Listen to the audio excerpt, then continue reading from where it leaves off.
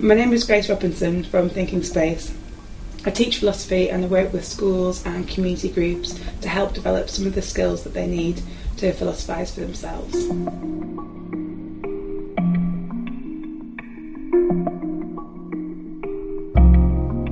This project was inspired by a book, Sophie's World, which I suppose I read when I was a really similar age to the children in Year 5.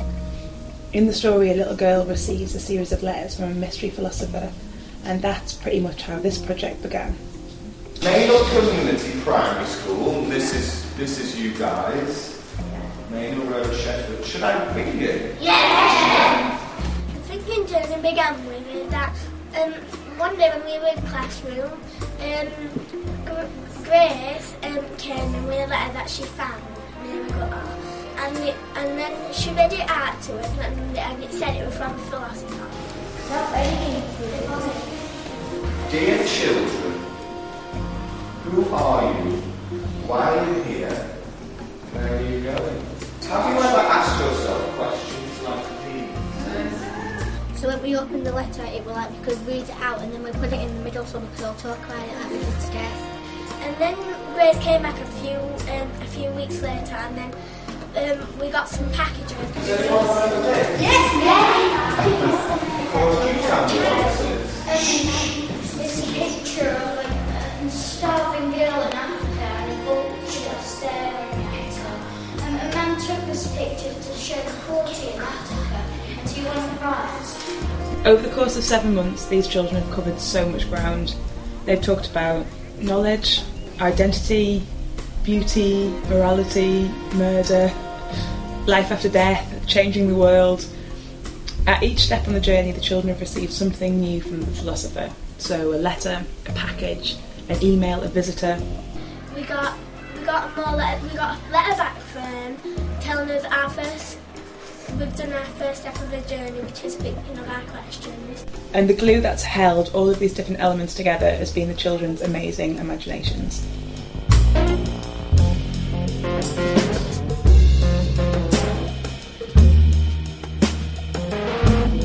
When I'm facilitating a philosophical inquiry, I'm guided by roughly 10 steps. These steps enable me to guide the community from that initial spark of interest through a process of articulating their first ideas, composing questions, listening to the views of others, constructing views of their own, and finally reflecting on the distance and the progress that they've made.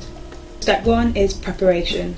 This is a thinking game, an exercise, something to get people talking to each other and listening to each other.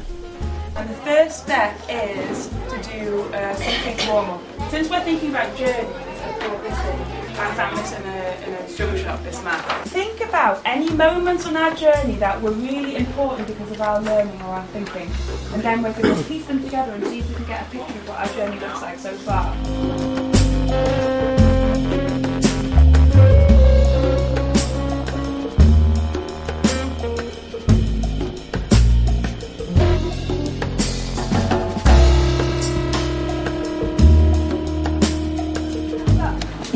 How to ask a philosopher a question. Cause us to think deeper.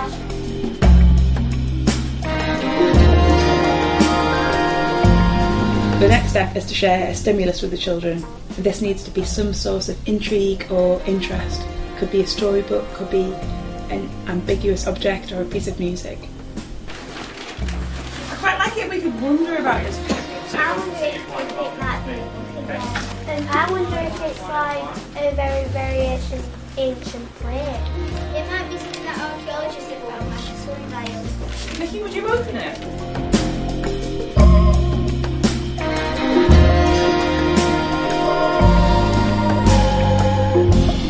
Next is a chance for the children to sit in silence, a period of absorption where they can just let it all sink in.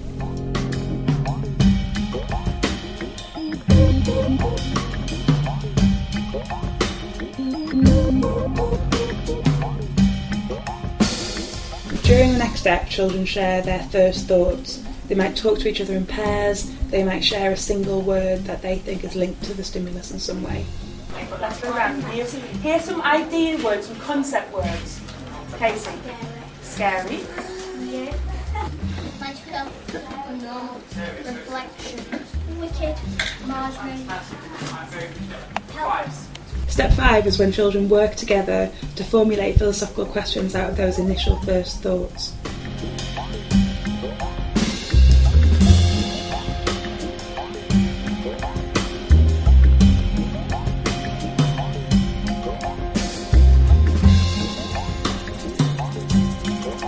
After that, they share the philosophical questions with everybody else in the group. Sometimes people might want to ask them questions about their questions, or they might want to clarify exactly what they meant. Is it possible to travel in time? Can we see our true selves? Is beauty really skin deep? Do the patterns mean something? Is it possible to see the future? Step 7 is when the whole community votes on a question that they think has got philosophical potential.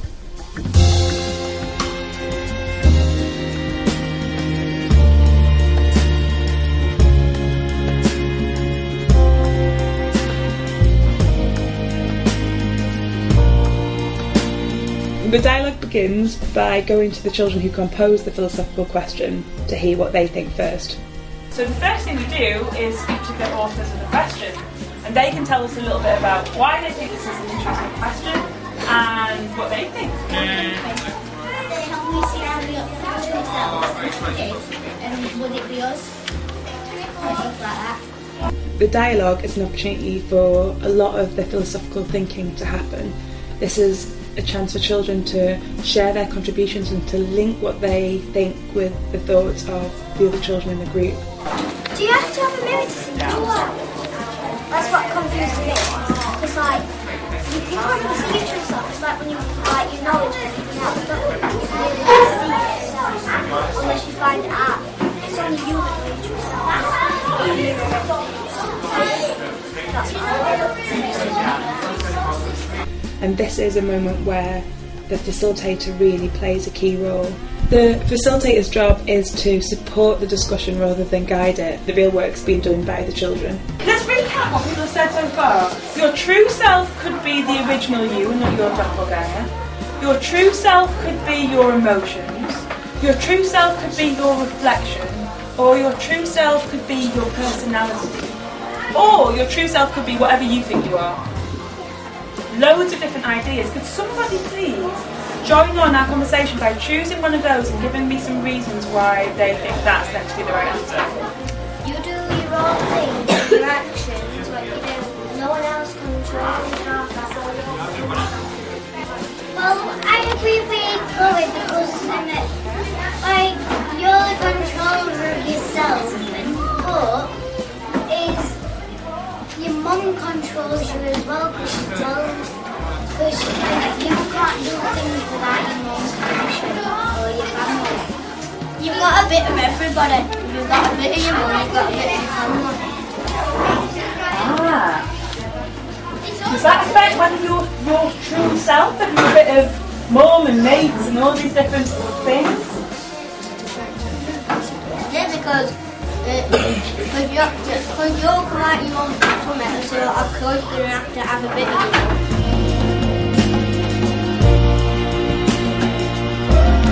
After the dialogue and all of the confusion and the challenge that's involved, last words is a chance for children to reconstruct some meaning again and share some of those things that haven't been said. I think you can see yourself while you breathe. Because, like, if you split your mind, it's easy, to change your brains if you've never had that. Well, you could see your brain then, because they could show you when you're way forward. I think you can't see yourself because you might only see might only show you good side, but then other people might get the bad side. We've always said you can see our true self. I think we're going to find out what is our true self. I have seen a lot more confidence in people, particularly quiet people like Travis. Yeah. Right. Yeah. Let me. When we discussed on why kill for love? Yeah, I mean, we've discussed some very serious things, haven't we? That could be, if people outside of our group, they might make them wonder what's going on. The project culminated in a trip to Weston Park Museum and a search for this mystery philosopher. The trip was an opportunity for the children to think deeply about everything we've accomplished and how far we've come.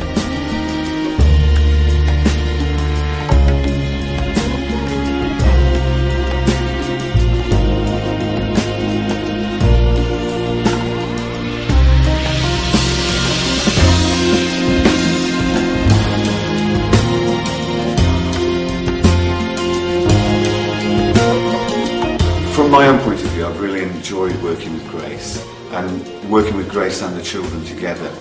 I can't deny that they've been demanding sessions. It's been really interesting to see the children, their enthusiasm, their commitment to it. I think when Grace first came in with that letter, I knew that she'd stay, that we were going to be doing something interesting. I don't think I've ever done anything for so long that's been as interesting as this in school. In the end, this project hasn't really been about discovering who this mystery philosopher is. If anything, I think it's really been about revealing the mystery philosophers in each of the children. I've seen Mr. Brashaw's class develop so much in terms of their critical and creative thinking, but I've also seen them develop into caring and collaborative members of the community. And I really think that they got the appetite and the ability to wonder about anything now, and I really hope that they'll go on wondering for the rest of their lives. Yeah. I was excited about the prospect of meeting a philosopher. They did discover the identity of the philosopher in the end, but I think that's something they're keeping to themselves.